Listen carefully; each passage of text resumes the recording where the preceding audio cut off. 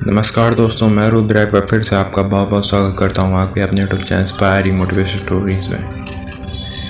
तो दोस्तों, वाल्मीकि रामायण के अलावा दुनिया भर की जो रामायण है उनमें हनुमान जी के संबंध में सैकड़ों कथाओं का वर्णन मिलता है। उनके बचपन से लेकर कलयुग तक जो हजारों कथाएं हमें पढ़ने को मिल जाती हैं। तो आज इस वीडियो के अंदर हम हनुमान जी की ऐसी 5 पौराणिक कथाएं लेकर आए हैं जो आज भी प्रचलित हैं। तो चलिए वीडियो के अंत तक बने रहिएगा। बिना देर की वीडियो की शुरुआत करते हैं।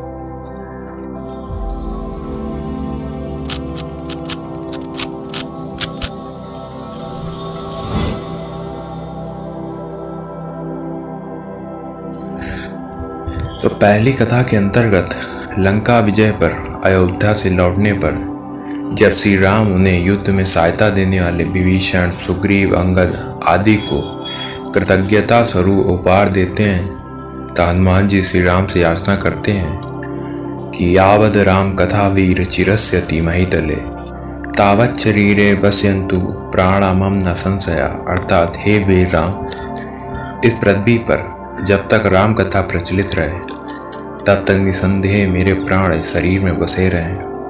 और इस पर श्री राम उन्हें आशीर्वाद देते हैं एवमेतत् कवि श्रेष्ठ भाविता नात्र संशया चरिष्यति कथा यावदेशा लोके चा ममिता तावत् ते भाविता कीर्ति शरीरे व्यवस्थता लोकहि व्यवस्थयन्ति तावत् स्थियन्ति मे कथा। अर्थात हे कपिश्रेष्ठ, ऐसा ही होगा, इसमें संदेह नहीं है। संसार में मेरी कथा जब तक प्रचलित रहेगी तब तक तुम्हारी कीर्ति अमिट रहेगी। जब तक ये लोग बने रहेंगे तब तक मेरी कथाएं भी स्थिर रहेंगी। और इसीलिए कहा गया है कि चारों युग प्रताप तुम्हारा है प्रसिद्ध जगत उजियारा। तो दोस्तों, दूसरी कथा के अंतर्गत हनुमान जी के 2 बार संजीवनी पर्वत उठाने की बात कही गई है। एक बार बचपन में ही हनुमान जी समुद्र में से संजीवनी पर्वत को देवगुरु बृहस्पति के कहने से अपने पिता के लिए उठा लाते हैं। यह देखकर उनकी माता बहुत ही भावुक हो जाती हैं। और उसके बाद राम रावण युद्ध के दौरान जब रावण के पुत्र मेघनाद ने शक्ति बाण का प्रयोग किया तो लक्ष्मण सहित कई वानर मूर्छित हो गए थे। जामवंत के कहने पर हनुमान जी संजीवनी बूटी लेने द्रोणाचल पर्वत की ओर गए। जब उनको बूटी की पहचान नहीं हुई तब उन्होंने पर्वत के एक भाग को उठाया और वापस लौटने लगे। रास्ते में उनको कालनेमी राक्षस ने रोक लिया और युद्ध के लिए ललकारने लगा। कालनेमी राक्षस रावण का अनुचर था तथा रावण के कहने पर ही कालनेमी राक्षस हनुमान जी का रास्ता रोकने गया था। लेकिन राम भक्त हनुमान उसके छल को जान गए और तत्काल उसका वध कर दिया। तथा इसके साथ ही तीसरी कथा में राम भक्त हनुमान ने विभीषण और राम जी का मिलन करवाया था। जब हनुमान जी माता सीता को ढूंढते ढूंढते विभीषण के महल में चले जाते हैं और विभीषण के महल पर वे राम का चिन्ह अंकित देखकर प्रसन्न हो जाते हैं। वहां उनकी मुलाकात विभीषण से होती है। विभीषण उनसे उनका परिचय पूछते हैं और वे खुद को एक रघुनाथ का भक्त बताते हैं।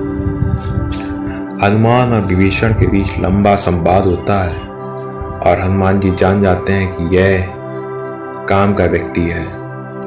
इसके बाद जिस समय श्री राम लंका पर चढ़ाई करने की तैयारी कर रहे होते हैं उस दौरान विभीषण का रावण से विवाद चल रहा होता है और अंत में विभीषण महल को छोड़कर राम से मिलने को आतुर होकर समुद्र के इस पार आते हैं। और बानरों ने विभीषण को आता देख उन्होंने जाना कि कोई शत्रु का खास दूत है।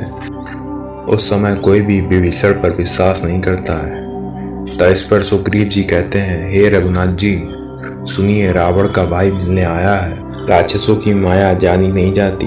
यह इच्छानुसार रूप बदलने वाला ना जाने किस कारण से आया है।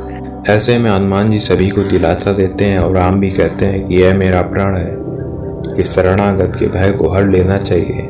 इस तरह हनुमान जी के कारण ही श्री राम विभीषण का मिलना सुनिश्चित हो पाया था। तथा चौथी कथा बहुत ही महत्वपूर्ण है। इसमें हनुमत रामायण का वर्णन किया गया है। शास्त्रों के अनुसार विद्वान लोग कहते हैं कि सर्वप्रथम राम कथा हनुमान जी ने लिखी थी और वह भी एक शिला पर अपने नाखूनों के द्वारा लिखी थी। यह रामकथा वाल्मीकि जी की रामायण से भी पहले लिखी गई थी और यह हनुमत रामायण के नाम से प्रसिद्ध है।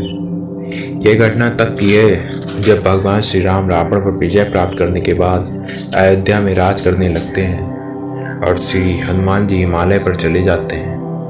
वहाँ वे अपनी शिव तपस्या के दौरान एक शिला पर प्रतिदिन अपने नाखूनों से रामायण की कथा लिखते थे। इस दौरान उन्होंने प्रभु श्री राम की महिमा का उल्लेख करते हुए हनुमत रामायण की रचना की। कुछ समय बाद महर्षि वाल्मीकि ने भी वाल्मीकि रामायण लिखी और लिखने के बाद मन में इसे भगवान शंकर को दिखाकर उनको समर्पित करने की इच्छा हुई। वे अपनी रामायण लेकर शिव के धाम कैलाश पर्वत पहुंचे। वहां उन्होंने हनुमान जी को उनके द्वारा लिखी गई हनुमत रामायण को देखा।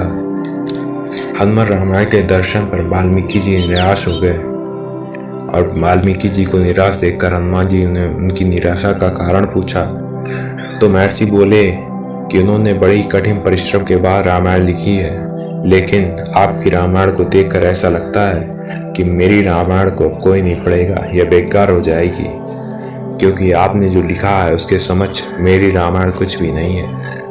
तब वाल्मीकि जी की चिंता का शमन करते हुए हनुमान जी ने हनुमत रामायण पर्वत शिला को एक कंधे पर उठाया और दूसरे कंधे पर महर्षि वाल्मीकि को बिठाकर समुद्र के पास गए और स्वयं द्वारा लिखी गई रचना को श्री राम को समर्पित करते हुए समुद्र में फेंक दिया। तभी से हनुमान द्वारा रची गई हनुमत रामायण उपलब्ध नहीं है और वह आज भी समुद्र में पड़ी हुई है। तो दोस्तों, अभी इस वीडियो की अंतिम कथा के ऊपर बात कर लेते हैं।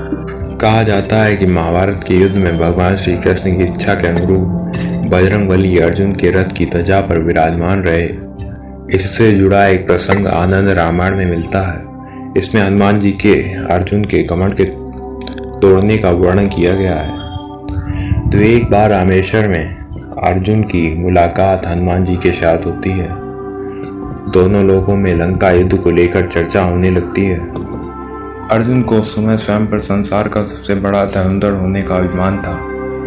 बातचीत में उन्होंने हनुमान जी से कहा कि आपके प्रभु राम तो बड़े वीर योद्धा और धनुर्धर थे, तो उन्होंने लंका जाने के लिए बाणों से ही सेतु निर्माण क्यों नहीं कर लिया।